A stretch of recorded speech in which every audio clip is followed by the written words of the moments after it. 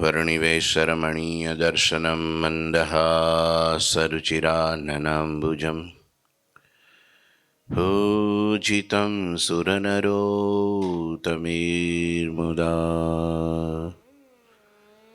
धर्मनन्दनमहं विचिन्तये। गुरुर्ब्रह्मा गुरुर्विष्णु गुरुर्देवो महेश्वर गुरुः साक्षात् परं ब्रह्म तस्मै श्री गुरुवे नमः। ओम अवतारिणे श्री स्वामिनारायणाय नमो नमः। श्री घनश्यामाय नीलकंठाय सहजानंदाय च नमो नमः। हरि कृष्णाय परम ब्रह्मणे च नमो नमः। श्री सद्गुरु चरण कमलेभ्यो नमो नमः। बोलो श्री स्वामिनारायण भगवाननी जय। श्री ठाकुर जी महाराजनी, श्री हरि कृष्ण महाराज, श्री घनश्याम महाराज, श्री सद्गुरुदेवनी, श्री 500 परमहंसनी जय। जय श्री स्वामिनारायण। श्री पुरुषोत्तम चरित्र अध्याय 21। भगवान घनश्याम महाराज अयोध्या नगरी में बिराजे छे। कविस्वर सुंदर मजानी चौपाईओ द्वारा वर्णन लखे छे। घनश्याम महाराज एमनी रुचि, एमनी क्रिया, एमनो जे कंई दैनिक कार्यक्रम, भगवान शू करे छे, केवी लीला करे छे, मनुष्य लीला अने दिव्य लीला। तो आगळ लखे छे, ब्रह्म मुहूर्त में निंद्रा त्यागी, नाहवत सरजू में अनुरागी, सब जन को ही सिखावत काजा, नित्य क्रिया करही महाराजा, नियम धरी हरि पूजन करही, स्तोत्र पाठ पुनि जप आदरही, धूप दीप नैवेद्य धरत है, भोजन सोई प्रसादी करत है, कंठ रखे तुलसी दो माला, ऊर्ध्व पुंड्र शुभ तिलक ही भाला,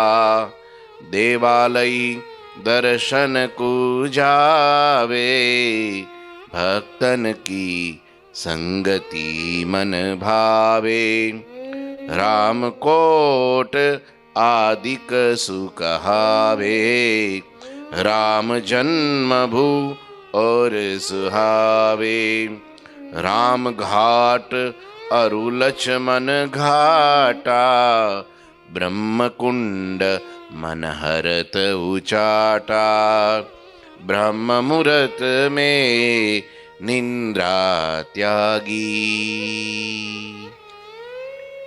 ब्रह्म मुहूर्त एटले 3:30 वाग्या पछीनो समय, 4 वाग्या पछीनो समय, एने ब्रह्म मुहूर्त कहेवाय। 6 वाग्या सुधी होय, 6 थी पछी ब्रह्म मुहूर्त न कहेवाय। ब्रह्म मुहूर्त में निंद्रा त्यागी, निंदनो त्याग करी अने पछी भगवान पोतानी नित्य क्रिया में जोड़ाई जता। सौथी पहला तो सरयू गंगा में स्नान करवा जता। जागीने भगवान पथारी में बेसीने, टटार सीधा बेसीनो, आम बाकावाળી नहीं, अने स्वस्वरूपનું ध्यान करता। हाँ, सीधे सीधું उठीने आमे डॉक्टरों हवे ना पाड़े छे के उठ्या એટલે सीधું ઊભું થઈને ચાલવા ન માંડવું, ભાગવા ન માંડવું। હે હા, અમુક ઉંમરવાળાને હા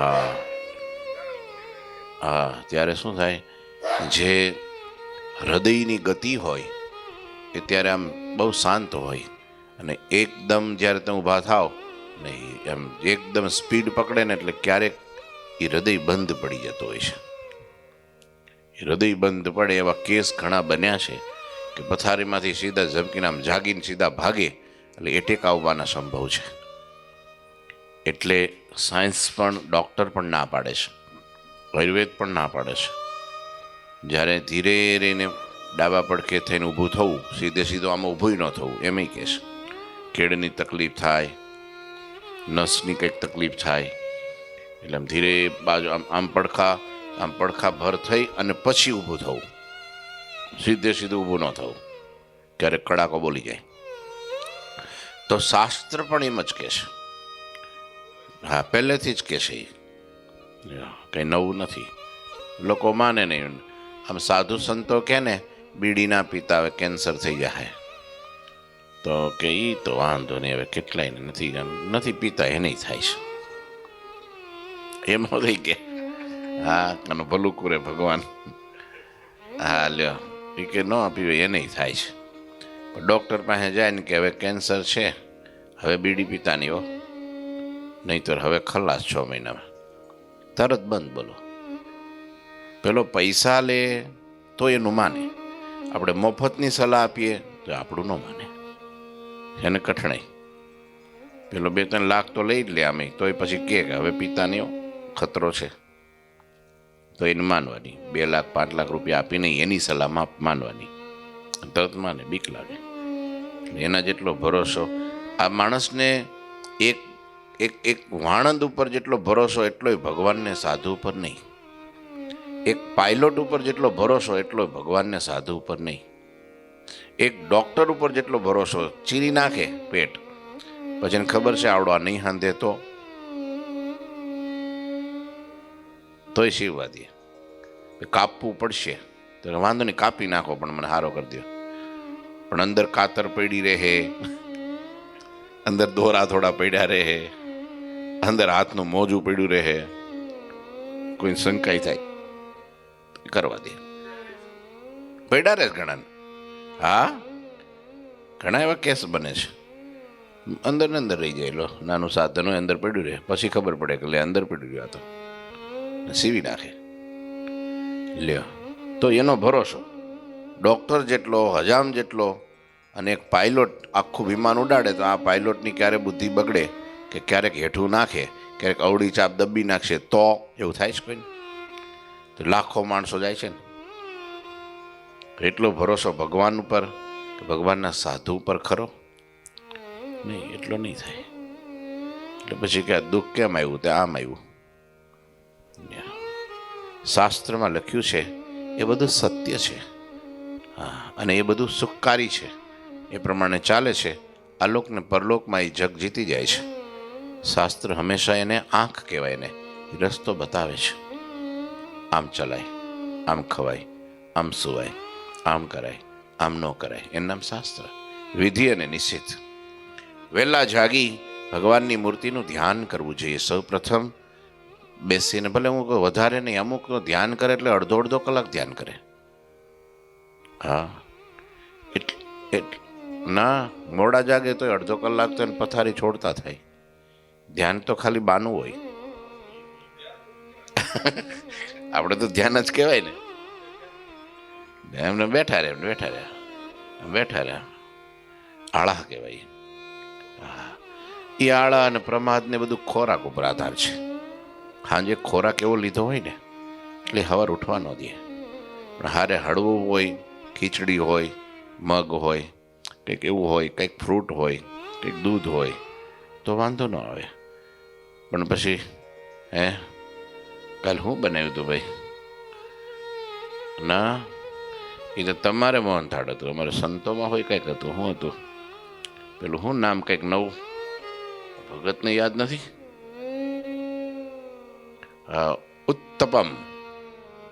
ઉત્તપમ નામ કેવાય એવા જોત ખરા. હા, નવું ભગતને હાંચવે બહુ. હા, કંઈક નવું બનાવ્યા જ કરે. અને એને જમવાનું બહુ નહીં. ઠાકોરજી જમે, સંતો જમે, ભગત જમે. પછી કંટ્રોલ ન રહે તો સવારે જાગવામાં પ્રોબ્લેમ થાય ને. એવું. હા, એટલે સાદો અને ઓછો. રાત્રે બહુ જમાય નહીં, સવારે ઠીક છે, બપોરે રાજન જેમ જમે હાલે, પછી સાંજે તો આમ હાવ. એટલે એના કારણે તરત જાગી જાય એમ. પછી અપચો થાય, ગેસ થાય, એસિડિટી થાય, કઈક પ્રકારના રોગો થાય. એટલે નિંદ્રા નહીં ઉડવાનું કારણે આ બધું હોય છે. એને જાગી જવું હોય પણ પેલું પેટ ન જાગવા દે. શું કરે? સ્વામી આજ તો બહુ તકલીફ પડી, અમારે જાગવું તો નક્કી કર્યું પણ ન જગાણું. અંદર વિચારણ હોય એવું જાગી જ જવું, પણ આ બધી ભૂલો કરી હોય ને એના કારણે એ શક્ય ના બને. ભગવાન ઘનશ્યામ મહારાજ કહે છે, જો હું જાગું છું, બ્રહ્મ મુહૂર્તમાં જાગું છું. અને મુક્તાનંદ સ્વામીએ તો કેટલું સરસ કીર્તન લખ્યું છે, હે પાછલી 4 ઘડી ઘટી કા રહે, સંતને શયન તજી ભજન કરવું. પણ સંત રાત્રિ 1 વાગે હુતા હોય તો હું ભજન કરે? કામકાજ હોય. આ તો અત્યારે સમય બદલાઈ ગયો. આ સુરતમાં તમે જુઓ તો રાત્રે 9 વાગે જ બધા ફ્રી થાય. હા, ખાઈ પીને 8 વાગે ઘરે આવે. એ કામે કાજે ગયા હોય, ઓફિસે ખાતે ગયા હોય, અને પછી નાહી ધોઈ પરવારી જમી પરવારી મંદિરે આવે. 9 વાગે આવે. 9 વાગે થોડી વાર દર્શન કરે, માળા કરે. 9 વાગે 9:30, હા તો 10 વાગી જાય. પણ રાત થાય, બોલો બરાબર. અને પછી 2 કલાક કમસે કમ સેવા કરે કે આવ્યા છીએ ચાલો 2 કલાક સેવા કરી લઈએ, તો 12-1 વાગી જાય. પછી સંતો તો આ 9 એટલે હારે થોડું બેસવું પડે. એકલા કરવાની એને ખબર ન પડે કે ભાઈ કેમ કરવું છે, શું કરવું છે. નહીં તો કંઈક કરી નાખે પણ પછી સવાર ઉતેડવું પડે પાછું. એટલે એવું થાય. એટલે રાત્રે મોડું થાય. એટલે પછી સંતને બ્રહ્મ મુહૂર્તમાં જાગવું હોય, કેમ ના જાગે? વળી માંદા પડે. જો ઊંઘ પૂરી ન થાય, ઊંઘ પણ જરૂરી છે, શરીરનો ખોરાક છે. ઊંઘ છે ને જેમ આહાર છે એ શરીરનો ખોરાક છે, એમ ઊંઘ પણ એક ભાગ ભજવે છે. જો તમે 2-4 દી 5 દી ઊંઘો નહીં તો માંદો પડી જાય, માણસ બીમાર પડે. એટલે એક ઊંઘ થોડી આરામ, આંતરડાને, હૃદયને, માનસિક મનને બધાને આરામ જોઈએ. આ ઓફિસ છે ને, ઉપરનો ભાગ છે ને આ શરીરનો, એ ઓફિસ છે. આખા શરીરની આ મેઇન પાર્ટ કહેવાય ઓફિસ. આખો દિવસ જીવ ત્યાં હોય. વધારે ક્યાં હોય? કારણ કે ડિસિઝન લેવાના હોય ને અહીંથી જ આવે, મગજમાંથી જ. હા, આ કરવું છે, આમ કરવું છે, આટલું કરવું છે, આનું વાય કરવું છે, આ કામ બાકી છે, અહીંયા જવાનું છે, આમ કરવાનું છે, હવે શું કરવું, આમ કરવું, એ બધું મગજમાંથી. રાત પડે ને એટલે જીવ તરત જ ઊંઘમાં જાય ને. ઊંઘ અગર થાક્યો હોય ને હોઈ જાય ને એટલે જીવ પાછો હૃદયમાં આવી જાય. જ્યારે ઊંઘે માણસ ત્યારે એ જીવ અહીંયા બેઠો હોય. એટલે ત્યાં સુધી ઓફિસમાં શાંતિ હોય. એટલે પછી શાંતિ રહે એટલે આમ ફ્રેશ થઈ જાય માણસ. સવારે જાગે ત્યારે જોજો તરત આમ સ્ફૂર્તિમાં આવી જાય. એટલે એને પણ એટલો અમુક ટાઈમ સમય આરામ જોઈએ. તો એ વહેલો હુવે તો વહેલો જાગે. શું? વહેલો સુવે. કોકનો પછી અપવાદરૂપ હોય કે અમુક ન ઊંઘે તોય ચાલી જતું હોય. એવા ઘણા હોય કે 2 કલાક ઊંઘે ને આમ જપ્પી લઈ લેશે જ. હા, એને તરત ઊંઘી જાય. હા, ઉંમરમાં એ છે હો. નાના છોકરા 10-12 કલાક ઊંઘે ને તો આપણને કંઈ ધરોજ ન થાય ને. હા, હું તારે જોવાનિયા નથી, હું તારે 10 વાગ્યા સુધી, 11 વાગ્યા સુધી એને આપણને કંઈક થતું નથી. પણ મોટી ઉંમરના હોય તો તરત 5 વાગે 4 વાગે એટલે ઊંઘ ઉડી જાય, જાગી જાય. એ શરીરના કારણે છે એવું. અને મોટા થાય એટલે અમે બહુ કામકાજે ન રહે ને, બહુ ડિસિઝન ન લેવાનું હોય. હે એટલે બ્રાહ્મ મુહૂર્તની અંદર ભગવાન કે છે નિત્ય મારા ત્યાગી હોય, ગ્રસ્ત હોય, હરિભગત હોય, એમને બ્રાહ્મ મુહૂર્તમાં શયનનો ત્યાગ કરી, પથારીનો ત્યાગ કરી. અને બ્રાહ્મ મુહૂર્ત છે ને એ બહુ સારામાં સારો સમય શાસ્ત્રમાં લખ્યો છે. 24 કલાકમાં બ્રાહ્મ મુહૂર્ત જે છે ને એ ધ્યાન માટે, ભજન માટે, ઉપાસના માટે, ભક્તિ માટે અતિ ઉત્તમમાં ઉત્તમ સમય છે. એમાં થઈ ગયું હા પ્રથમનું. હા, પાછલા પોરે જાગ્યા અને સભા ચાલુ કરી. પ્રથમનો 18માં, અને પ્રથમનો 18મો એટલે છોડા કાઢી નાખે એવું વચનામૃત છે. આ વિષય ખંડનનું. હા, વાંક જાજો ઇન્દ્રિયો અંતકરણનો છે. લ્યો, હા લો કેવું કીધું. હા, એનો કાંઈ વાંક નથી. આપણે ઇન્દ્રિયોને મોકલી મૂકીએ છીએ ત્યારે બધી ઘટનાઓ સર્જાય છે, એક્સિડન્ટો બધા ત્યાં થાય છે. લ્યો, એટલે એના ઉપર મહારાજે એ બ્રાહ્મ મુહૂર્તનું વહેલા પાછલી ઘડી રહી રાત્રિની, ત્યારે મહારાજ જાગીને સભા કરી. તમે વિચાર તો કરો, અને કેવી વાતો કરી, વિષય ખંડનની વાતો કરી ત્યારે. હા, તે ગુણાતીતાનંદ સ્વામી સવારે જાગી પૂજા પરવારી વહેલા 5-6 વાગે આ વાતો વિષય ખંડનની કરે. તે કેટલા મેળા ઉપર બેઠા બેઠા ખોદણી કરે કે આ ડોહાને કંઈ ધંધો જ નથી, હવારમાં કામ ને ક્રોધ ને લોભ ને બધી ખોદણી કરે છે. આવું કે ના રાતા બોલો, મેળે બેઠા બેઠા એમ કે આને કઈ ધંધો જ નથી, ભગવાનની વાતો નથી કરતા ને કેવી કે હું કે કઈક મસાણિયાને યાદ કરે છે. બોલો એમ કે મહાણિયાને યાદ કરે હવારમાં. પણ એ સ્વામીને ખબર નથી ભાઈ કે આ સ્વામીએ જે આ વિષય ખંડનની વાતો કરીને તો કેટલાય હજારો જીવને બ્રહ્મરૂપ કરી દીધા. બ્રાહ્મ મુહૂર્તમાં પાકું. તમે જો વિદ્યાર્થી હોય ને, હવે શું કરે ખબર, એ રાતના 2 વાગ્યા સુધી વાંચે અને પછી સવારે 10 વાગે ઉઠે. પણ એને ખબર નથી કે સાંજે વહેલું 9 વાગે સૂઈ જાય અને સવારે 3 વાગે જાગી જાય, અને એ સમયે જે વાંચે એ સીધું હૃદયમાં આમ તમે જો ચોંટી જાય, એ ભૂલાય નહીં. સવારમાં વહેલા જાગીને વાંચન કરે, ઓછી મહેનતે વધારે રિઝલ્ટ મળે. વાંચવું હોય, લખવું હોય, પૂજા પાઠ કરવા હોય, ભક્તિ ભજન કરવી હોય, ધ્યાન પૂજા કરવી હોય તો એ સવારનો જ સમય છે. એટલે હવે આપણે સુધારો બધો કરી દેવો છે કે હવે વહેલા જાગવાનું ને સરસ કથા વાર્તા ધૂન ભજન કીર્તન ને પછી શરીરને શું, પછી રોજ મોડું જાગવાની એક આદત પડી જાય ને પછી શરીર પછી એ પ્રમાણે ટેવાઈ જાય. હા, પછી થોડા હા બસ હા બ્રાહ્મ મુહૂર્તની અંદર નિંદ્રા ત્યાગી, નાહવત સરજુ મેં અનુરાગી, સબ જન કોઈ શીખાવત કાજા. લો, આ બધું ભગવાન શું કરવા કરે છે? એ 12 વાગ્યાથી હોઈ રહે તો એને શું વાંધો? એ તો ભગવાન છે. એને કંઈ થોડો ધોકો, એને કંઈ થોડું પાપ લાગે, એને કંઈ થોડું બધું કરવા જવું છે તો કરી નાખ્યું છે ને. ભગવાનને વળી કોની ભક્તિ કરવાની? ભગવાનને વળી કોનું ધ્યાન કરવાનું? ભગવાનને વળી નાય કે ન નાય શું ફેર પડે? ભગવાન માટે કાંઈ વિધિ નિષેધ માત્ર ભગવાન માટે નથી, સાધક માટે છે, મુમુક્ષુ માટે છે. લ્યો, તોય ભગવાન આ બધું કરે છે. કેટલું કરે છે. જો નિત્ય ક્રિયા કરે, નિયમ ધરી હરિ પૂજા કરે, સ્તોત્રોનો પાઠ કરે, જપ આદરથકી કરે, ધૂપ દીપ ને નૈવેદ્ય ધરે અને પ્રસાદી કરીને પછી પોતે જમે. હા, ભક્તિમાં તો કંઈ પણ બનાવે ને પેલા ભગવાનને થાળ ધરાવે અને પછી એની પ્રસાદી હોય એ જમે. હા, ભગવાનના ભક્તો હોય એમણે ભગવાનને ધરાવ્યા વગર ખવાય જ નહીં.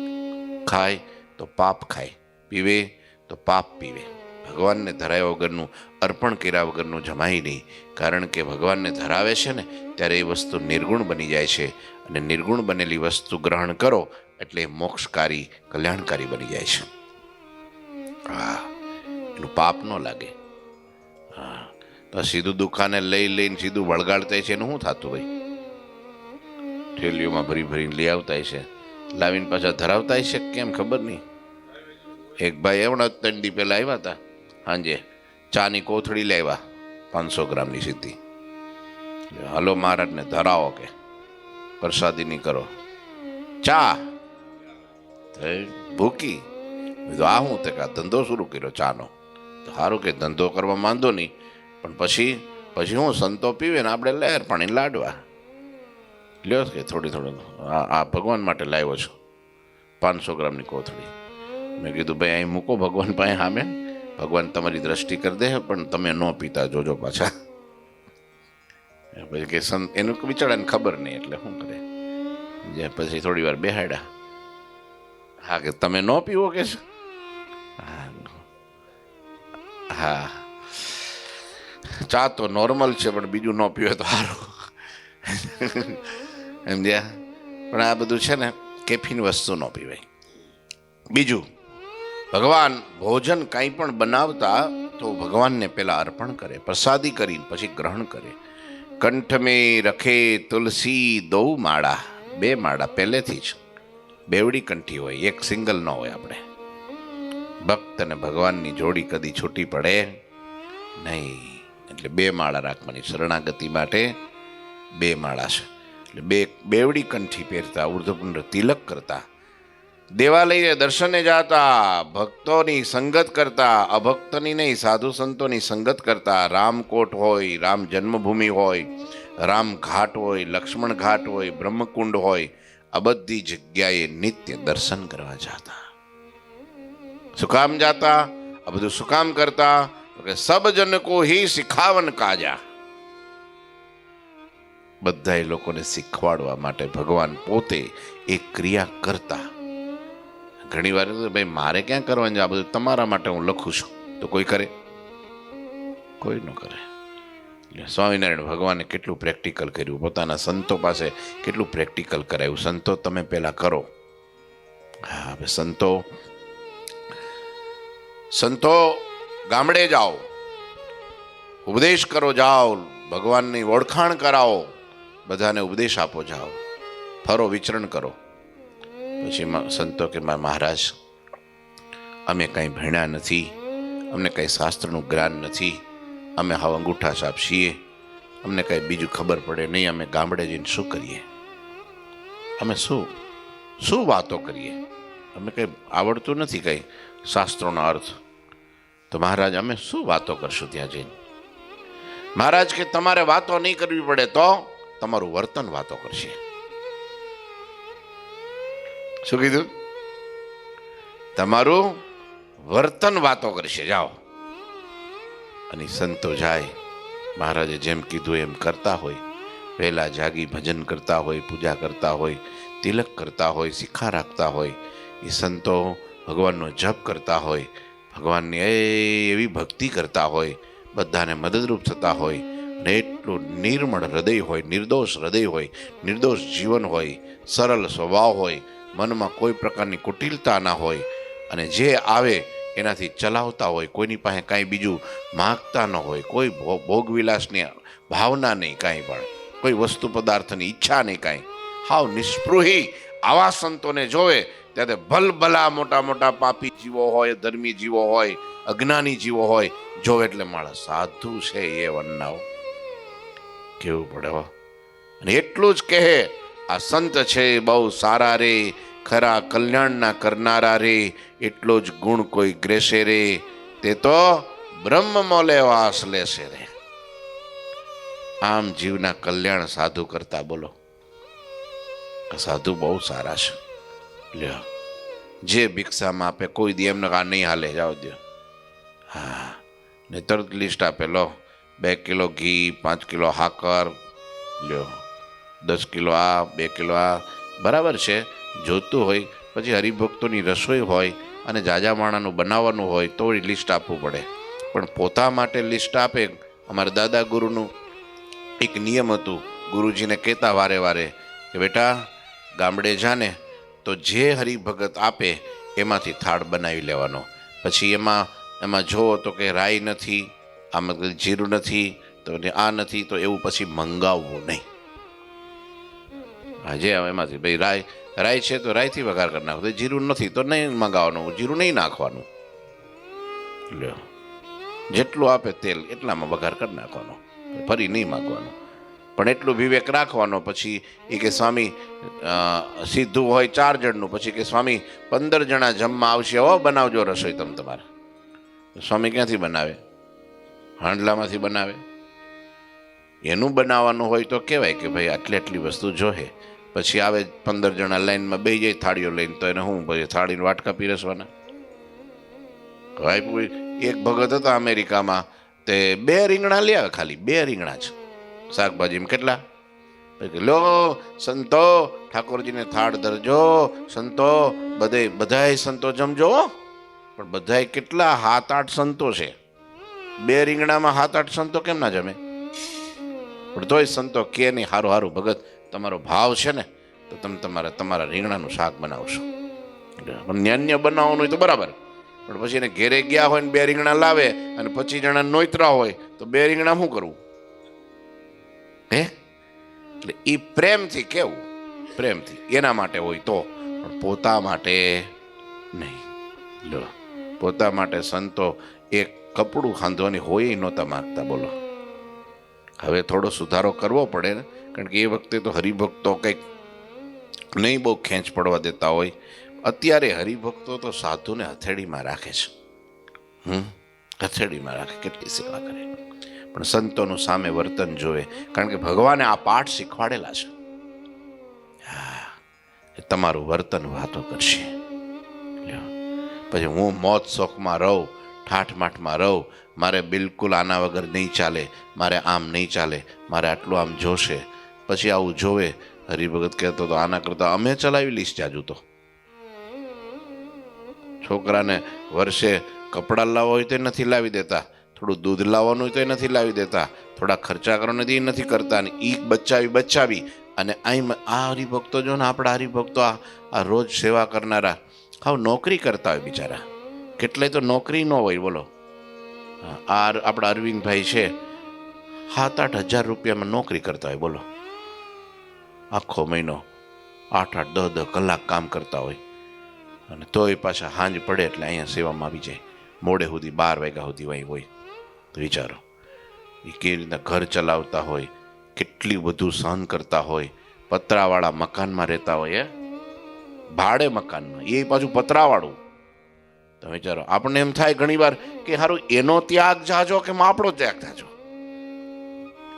હે, આપણા કરતા વટી જાય ત્યાગમાં, સેવામાં, સમજણમાં.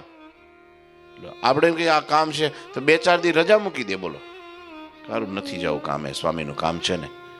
બોલો, 2 મહિના વચ્ચે 2 મહિના સુધી કામે જ ન ગયા. બાકી પેલા માણાનો ફોન આવે કે ભાઈ હવે તમે ક્યારથી આવો છો? સામે અત્યારે કેટલી જરૂર હોય બધાને, ક્યારે આવો છો? કે ભાઈ થોડુંક સેવાનું કામ છે, પતાવીનું આવું. 2 મહિના સુધી ખેંચી નાખવા, વચ્ચે કામ ચાલતું હતું ને. વિચારા, ગયા જ નહીં. તોય પછી ગામડે ગયા ને પછી આવ્યા એટલે કે હવે બહુ ફોન આવે છે તો હું થોડુંક આ છે ઓફિસનું કામ છે તો થોડું જાઓ. તે વિચારો, તોય આ કેટલો બધો ત્યાગ, કેટલી બધું. તો એના કરતાં તો સંતોએ વધારે સહન કરવું જોઈએ. હા ભાઈ, સહન ન કરે, બહુ સહન કરવાની આદત ન હોય, ભાઈ સહેજ કોઈક વતાવે ને એટલે સીધો ભાઈ આમ હાડ ઉતરી જાય. એટલે ભગવાન કે છે, ભગવાન પોતે સ્વયં સંતો અને ભગવાન પોતે કરી બતાવે, અને ત્યાર પછી હું ગોળ ખાતો અને પછી તમને કહું કે ભાઈ ગોળ નહીં ખાવાનો. હું તમને કહેતો હોય નિર્માનીપણા જેવો કોઈ ગુણ જ નહીં. ભગવાનને બહુ વાલા લાગે, નિર્માની હરિભગત હોય, નિર્માની સાધુ હોય, બધાને નમતો હોય, બધાની સાથે હરખું રહે, હેત પ્રેમ ને ભાવથી આત્મીયતાથી રહેતો હોય. બરાબર, ભગવાનને હું અહીંથી કહું પછી અહીંથી ઉતરું એટલે તરત હું પાછો મારો ઈગો છોડી ન શકું, હું મારું માન છોડી ન શકું, હું કોઈને નમી ન શકું, હું કોઈને હારે બેહી ન શકું, હું કોઈને હારે બોલી ન શકું. તો એ અસર થાય કોઈ દાડો? આપણે બધાને દાસ બનાવવાના છે તો આપણે સૌથી પહેલા દાસ બનવું આ ઘનશ્યામ મહારાજ શીખવાડે. એટલે આવી ક્રિયા કરતા શું કરવા? સબ જન કુ હી શીખાવત કાજા, બધાને શીખવાડવા માટે. હું પછી ભાઈ આટલું આ કરી નાખો, આ કરી નાખવાનો, પણ હું ત્યાં હોઉં નહીં અને હું કરું નહીં તો કેટલા જણા કરે? કોઈ ન કરે. એવું છે. ઠીક છે, થોડાક દી મહિમા રહે પછી રોજ મહિમા રહે. એટલે ભગવાન કે છે, ભગવાન આપણા કેટલા પ્રેક્ટિકલ છે કે પોતે આ બધું ધૂપ દીપ આરતી, સેવા, કથા, વાર્તા, દર્શન, સ્નાન બધું કરતા, અને બધા એને જોઈને શીખતા કે આપણે આવું કરવું છે, આપણે આવું કરવું છે, આપણે આવું કરવું છે. લ્યો, 12 કડી પૂરી થઈ છે. ઠાકોરજી મહારાજની જય. શ્રીપતિમ શ્રીધરમ સર્વદેવીશ્વરમ ભક્તિ ધર્માત્મજમ વાસુદેવમ હરે માધવમ કેશવમ કામદમ કારણમ સ્વામિનારાયણમ નીલકંઠમ ભજે શ્રી ઠાકોરજી મહારાજ.